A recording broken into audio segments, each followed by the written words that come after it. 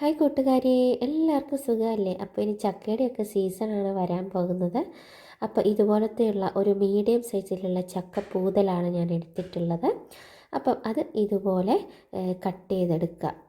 Cut ചെയ്തെടുത്തതിന് ശേഷം അതിൻ്റെ വളഞ്ഞറ് ഇത് നടുക്ക് വരുന്ന ആ പശ പശ പോലെയുള്ള സംഭവമില്ലേ, അത് നമുക്ക് ഒരു പേപ്പർ വെച്ചിട്ടോ ചകിരിയെല്ലാം വെച്ചിട്ടോ നമുക്കത് തുടച്ച് കളയാവുന്നതാണ്. തുടച്ച് കളഞ്ഞതിന് ശേഷം നമുക്ക് ഇതിങ്ങനെ മുഴുവൻ പീസായിട്ട് തന്നെ നമുക്ക് കുക്കറിലേക്ക് ഇട്ട് കൊടുക്കാവുന്നതാണ്. കുക്കറിൽ ഇട്ടതിന് ശേഷം ഇതിങ്ങനെ മേലെ പൊന്തി കിടക്കേണ്ട വെള്ളം ഒഴിച്ചു കൊടുക്കുക. അതിന് ശേഷം 6 വിസിലാണ് വേണ്ടത്. അങ്ങനെ 6 വിസിലായിട്ടുണ്ട്. വിസിലായതിനു ശേഷം ഇതുപോലെ ഒരു കുത്തിയെടുത്തിട്ട് വേറൊരു പാത്രത്തിലേക്ക് ഇട്ട് കൊടുക്കുക. ഇത് നന്നായിട്ട് തണിഞ്ഞു വരണം, അതുവരെ നമുക്ക് വെയിറ്റ് ചെയ്യാം.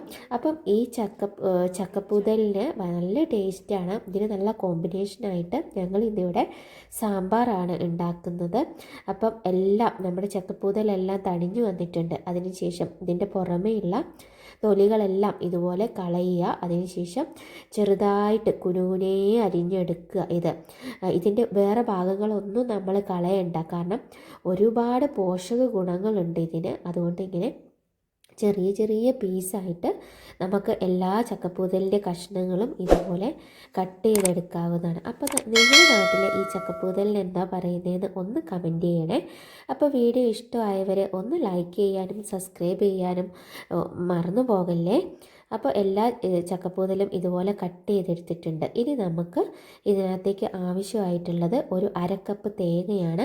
അരക്കപ്പ് തേങ്ങ ഇതിനകത്തേക്ക് ഇട്ട് കൊടുക്കുക. 2 പച്ചമുളക് ചെറുതായിട്ട് അരിഞ്ഞത്, ചെറിയുള്ളിയാണ് ഇതിനകത്തേക്ക് ചേർത്ത് കൊടുക്കുന്നത്. 6 ചെറിയുള്ളി ചെറുതായിട്ട് അരിഞ്ഞതും, ഒരു ടീസ്പൂൺ മഞ്ഞൾപ്പൊടിയും ആവശ്യത്തിനുള്ള ഉപ്പും കൂടെ ഇട്ടിട്ട് നല്ല രീതിയിൽ ഒന്ന് നമുക്ക് മിക്സ് ചെയ്ത് യോജിപ്പിച്ചിട്ട് എടുക്കുക. അപ്പോൾ വളരെ പോഷക ഗുണങ്ങളുണ്ട് നമ്മുടെ ചക്കപ്പൂതലിന്. എല്ലാം നല്ല രീതിയിൽ മിക്സ് ചെയ്ത് എടുത്തിട്ടുണ്ട്. പ്രത്യേകിച്ച് പണികളൊന്നുമില്ല. ഒരു പാത്രത്തിലേക്ക് 1 ടേബിൾ സ്പൂൺ വെളിച്ചെണ്ണ ഒഴിച്ചു കൊടുക്കുക. 1 ടീസ്പൂൺ കടുക് ചേർത്ത് കൊടുത്തിട്ടുണ്ട്. ഇനി നമ്മൾ മിക്സ് ചെയ്തെടുത്ത ചക്കപ്പൂതലിൻ്റെ കൂട്ട് നമുക്ക് ഇതിനകത്തേക്ക് ചേർത്ത് കൊടുക്കാവുന്നതാണ്. അതിനുശേഷം എല്ലാം നല്ല രീതിയിൽ ഒന്ന് യോജിപ്പിച്ചെടുക്കുക. അതിനുശേഷം ഒരു മീഡിയം ഫ്ലെയിമിൽ ഇട്ടിട്ട് നമുക്ക് ഇത് ഓൾറെഡി വെന്ത് കിട്ടിയതാണ്, എന്നാലും ഉള്ളിയും പച്ചമുളകും എല്ലാം വെന്ത് വരാറുണ്ട്. അതുകൊണ്ട് മീഡിയം ഫ്ലെയിമിൽ ഇട്ടിട്ട് ഒരു 5 മിനിറ്റ് കുക്ക് ചെയ്തെടുക്കുക. അതിനുശേഷം വീണ്ടും അത് മൂടി തുറന്ന് നോക്കിയിട്ട് ഇതുപോലെ ഇളക്കി കൊടുക്കുക. പിന്നെയും ഒരു 2 മിനിറ്റ് നേരം ഒന്നുകൂടെ ഒന്ന് വേവിച്ചെടുക്കുക. അങ്ങനെ ചെയ്ത് കഴിഞ്ഞാൽ നമുക്ക് ഒട്ടും വെള്ളമൊന്നും ഇല്ലാത്ത നല്ല സൂപ്പർ ടേസ്റ്റിലുള്ള ചക്കപ്പൂതലിൻ്റെ വറവ് റെഡിയായി കിട്ടിയിട്ടുണ്ട്. എല്ലാവരും ഇതുപോലെ ഒന്ന് ഉണ്ടാക്കി നോക്കൂ. സൂപ്പർ ടേസ്റ്റാണ് ഇതിന്.